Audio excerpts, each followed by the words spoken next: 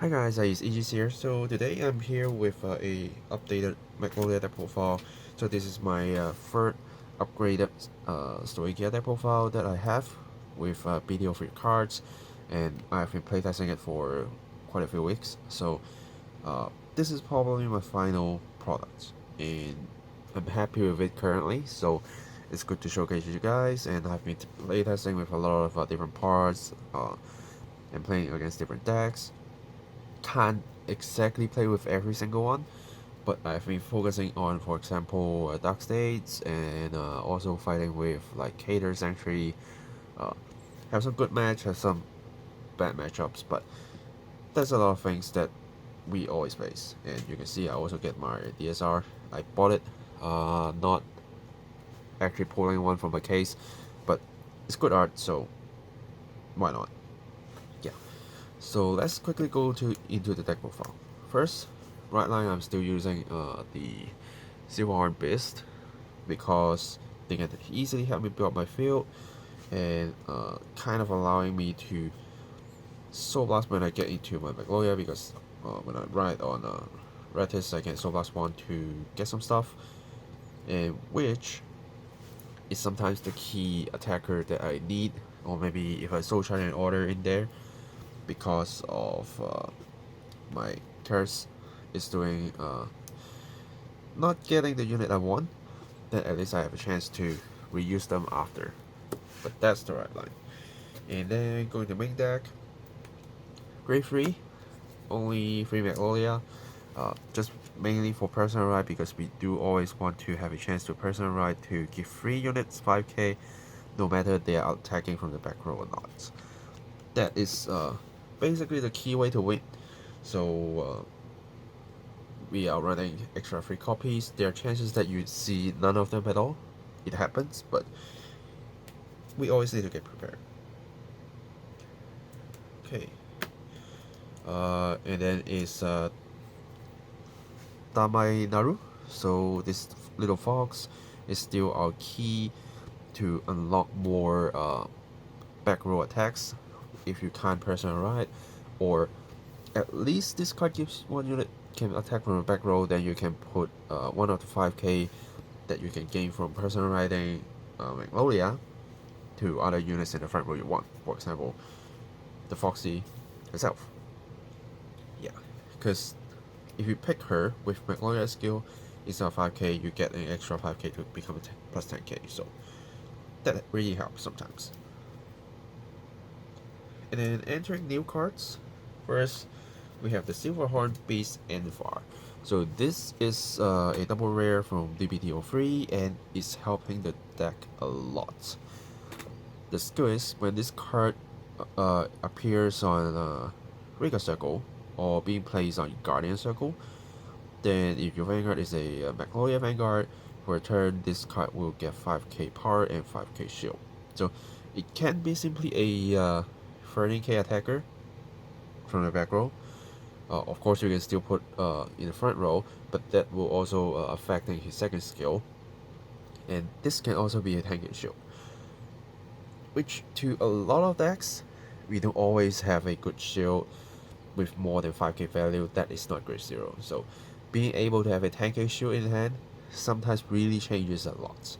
And the second skill, which requires to be from the back Riga circle, which basically to most of our key Silverhorn Beast regards, which is when this card unit attacks battle ends, you can bounce this card back to your hand. Why? Because this card can be tanky shield, so you attack with it, it bounces back to your hand, and then you can use it as a tanky shield. So this card already serves 2 purposes. One, be a good attacker and baiting some shield because he is at least 18k when you end like making the back row attack available with this card, because all of these when they activate your back row attack they give you 5k, and this card also gives 5k, so it's already a 18k with whatever 5k plus is already 23, with a trigger will be 28. So that's really help you tuning numbers a lot, and after the battle ends this card bounce back to hand, so your opponent can prison it, they can't retire it because you bounce back to hand. And even if you can't hit anything, you can still swing and bounce back to your hand, then you can use it as shield. So very, very good card. Really, really like it. And another one, new card, is a card that I test and I'm only running one of, which is Silverhorn Beast Gabrek.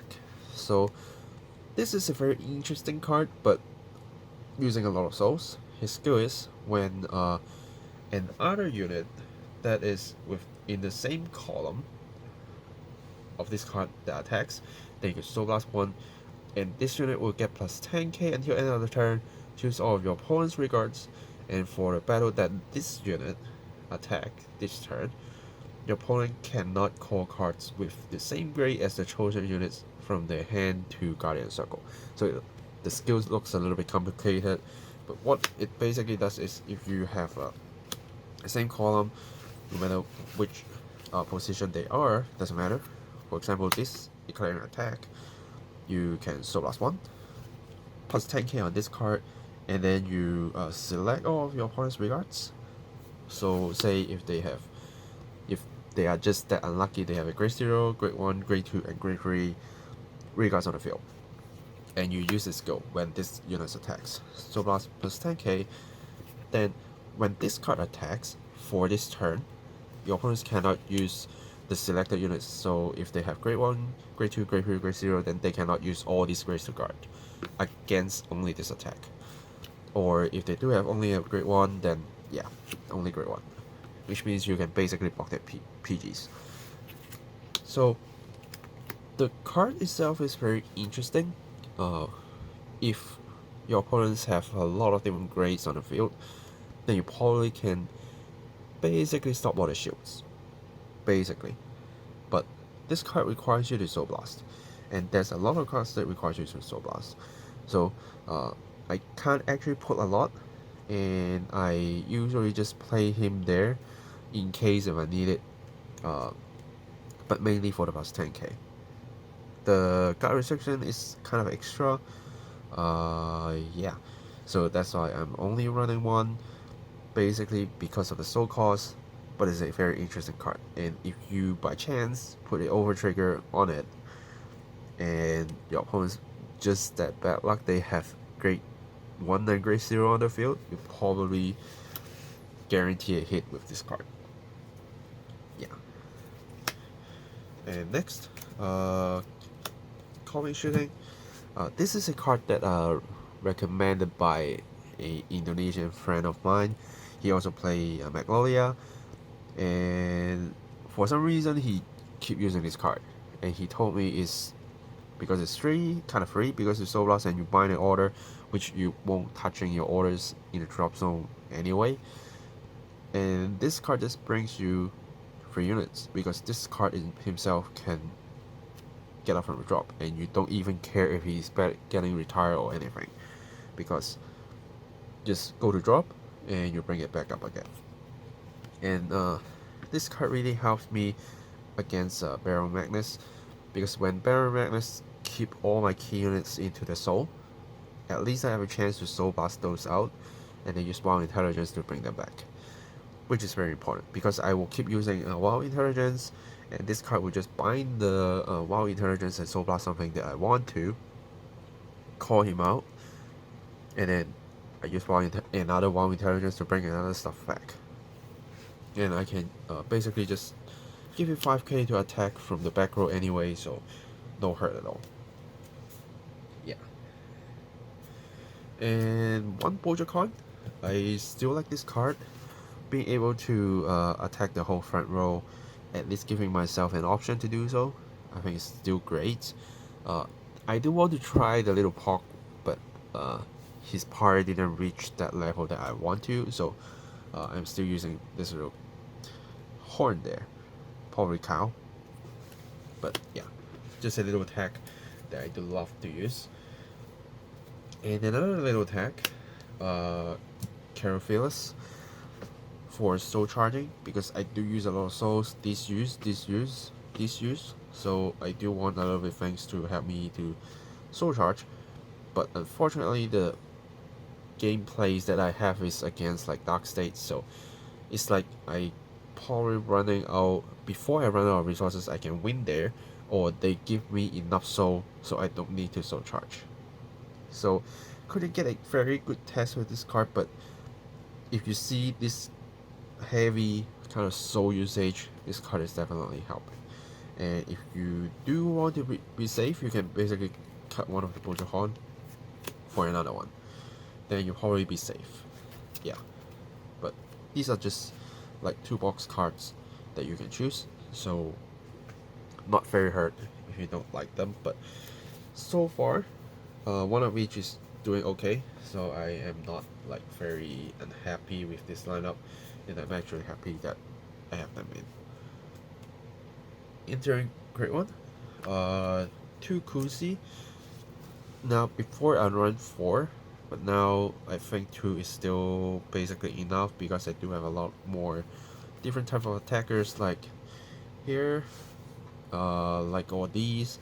They are basically can replace Akusi by a lot, even though Akusi is still a very good 15 attacker with personal right can be 25, easy to adjust power, and also a good booster.